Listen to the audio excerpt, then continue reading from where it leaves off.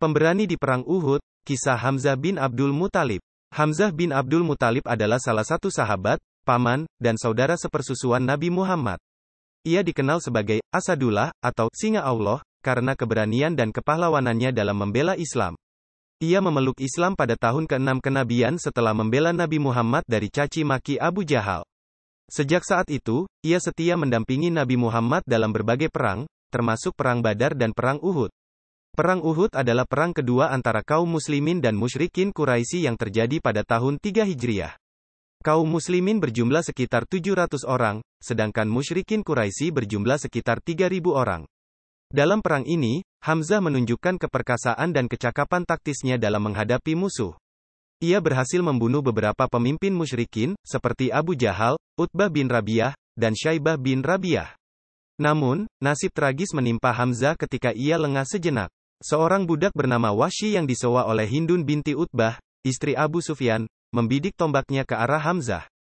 Tombak itu mengenai perut Hamzah dan menembus sampai ke punggungnya. Hamzah pun tewas seketika. Wahsy kemudian memotong hidung dan telinga Hamzah, lalu menyerahkannya kepada Hindun.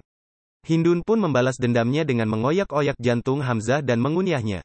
Wahsy sebenarnya merupakan seorang budak milik Jubair bin Mut'im yang pamannya juga terbunuh di Perang Badar oleh Hamzah.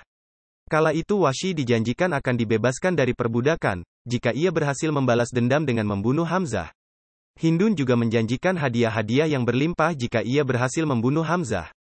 Kematian Hamzah sangat menyedihkan Nabi Muhammad dan kaum muslimin. Nabi Muhammad menangis sejadi-jadinya ketika melihat jenazah Hamzah yang terluka parah. Ia bahkan sempat ingin membalas dendam kepada musyrikin Quraisy, tetapi Allah melarangnya. Allah menghibur Nabi Muhammad dengan firman-Nya, dan janganlah kamu berduka cita terhadap orang-orang yang gugur di jalan Allah. Sesungguhnya mereka itu hidup di sisi Tuhannya dengan mendapat rezeki. Quran Surah Ali Imran ayat 169.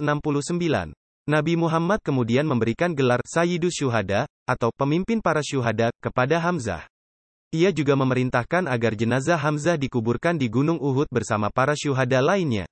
Hamzah bin Abdul Muthalib adalah salah satu contoh teladan bagi kaum muslimin dalam hal keimanan, keberanian, dan pengorbanan.